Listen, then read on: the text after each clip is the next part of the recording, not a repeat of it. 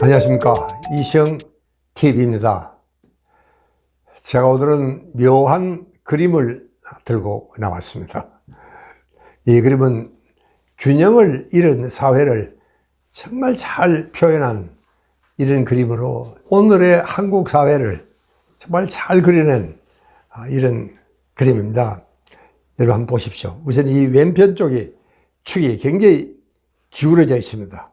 거기는 뭐가 있느냐? 불안, 공포, 폭력, 자살, 폭식, 기아, 스트레스, 전부 이런 부정적이고 굉장히 파괴적인, 정말 반사회적인 이런 것들이 담겨 있는 곳입니다.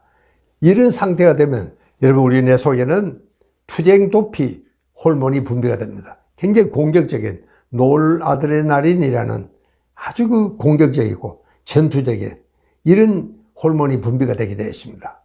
우리가 때로는 정말 우리 한국 사회가 너무 이쪽으로 치우쳐 있는 게 아닌가 이런 생각이 들 때가 있습니다.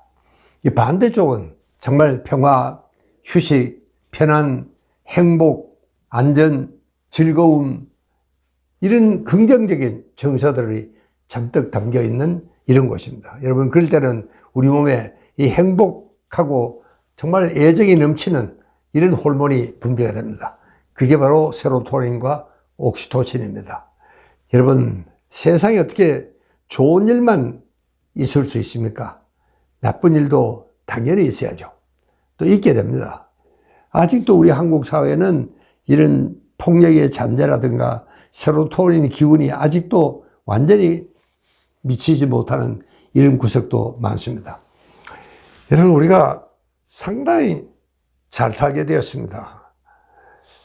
여러분 지난 우리 올림픽 88 올림픽을 할 때 우리 국민의 70%가 나는 중산층이다 이렇게 답변했습니다. 그런데 여러분 지금은 어떻습니까? 여러분 지금은요 그게 어떻게 보면은 거의 지금 6배가 거의 3만 달러에 육박을 하고 있습니다. 뭐 오르락내리락 합니다만은 그게 이제 6배나 더 부자가 됐는데도 불구하고 요즘 우리 한국은 어떻게 보면은 이 행복 지수나 그 다음에 삶의 질이나 이게 거의 중하위권, 거의 바닥권이라고 해도 과언이 아닙니다. 왜 그럴까요? 이렇게 잘 살게 됐는데도 불구하고 이렇게 살기 좋은 세상에 태어나서 그렇게 불만이 많은 겁니다. 그것은요, 우리가 아직도 욕심을 줄이지 못해서 그렇습니다. 계속 더 올라가야 된다. 더 높이. 여러분, 이제 우리는 어떻게 보면은 이 중진국에서는 최정상 선진국에 왔습니다. 이제 정말 이 고비를 뛰어넘어야지 진짜 선진국이 되는 겁니다. 우리는 아직도 그 단계는 못 올라갔습니다. 뭐 GNP만 가지고는 거의 그 단계에 올라갔지만 우리 국민성이 아직도 거기에 못 따라갔다. 그런 이야기입니다. 그러니까 우리 의식 구조가 너무 우리가 욕심을 내고 이걸 우리가 도파민 사회다고 이렇게 부릅니다.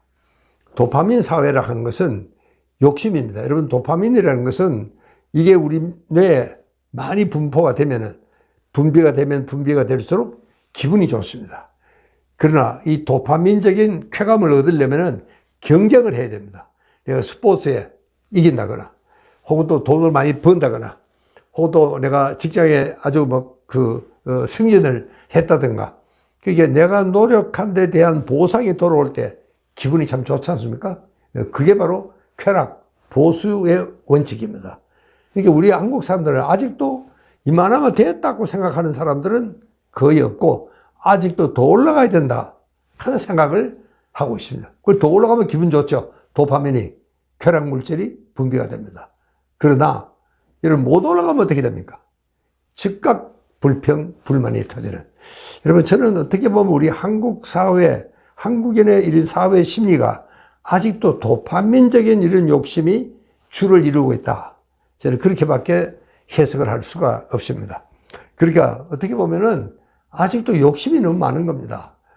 그래서 지들이 요즘 주장하는 것은 선비정신입니다. 여러분 우리 선비들은 참 지족정신이 투철했습니다. 너무 욕심내지 말고 내가 그저 가진 것을 그것으로 만족하고 내 분수에 일하면 됐다. 욕심을 내지 않는 겁니다.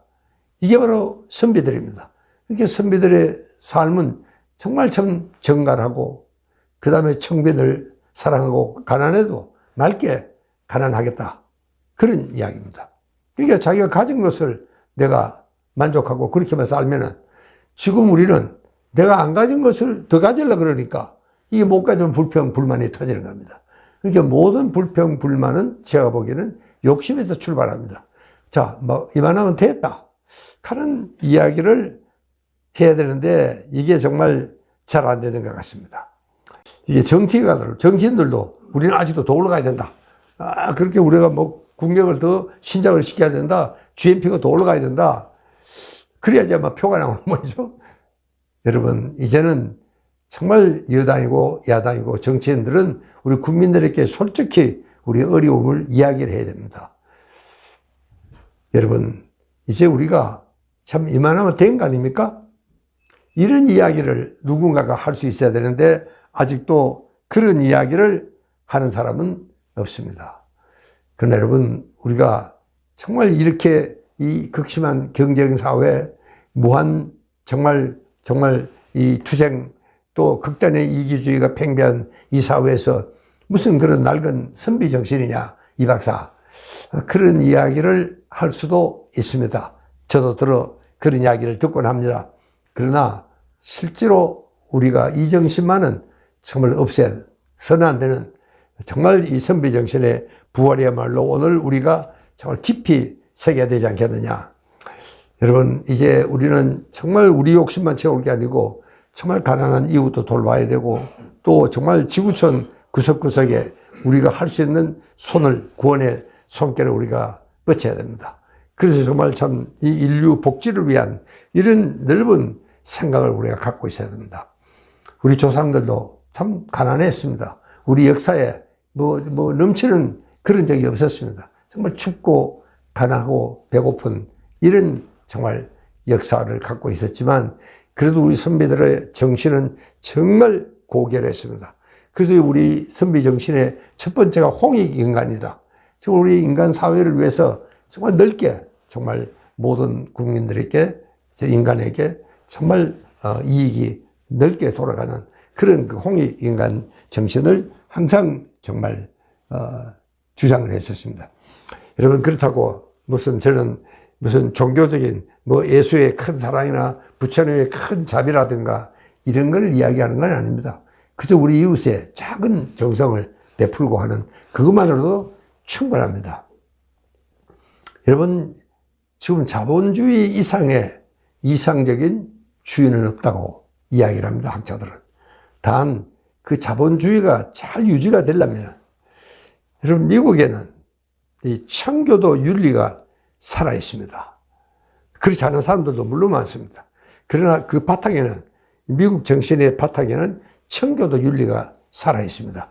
그 청교도 윤리가 우리 선비 정신하고 참 많이 닮았습니다. 어떻게 보면은 인간의 가치관이라는 것이 같은 것이다. 그런 결론을 내릴 수 있습니다. 그러니까 이 선비 정신 또 이 미국의 청교도 윤리는 청교도들은 돈을 많이 벌어서 단 정당한 방법으로 벌어야 됩니다.